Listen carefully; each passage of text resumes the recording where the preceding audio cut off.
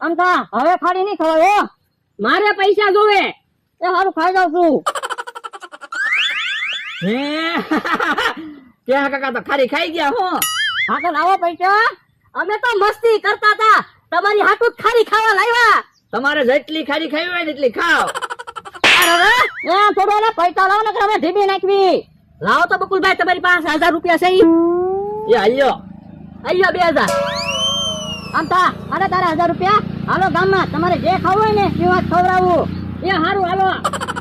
જો બોલો 1000 રૂપિયા આવ્યા હતા ઈ લઈ ગયા.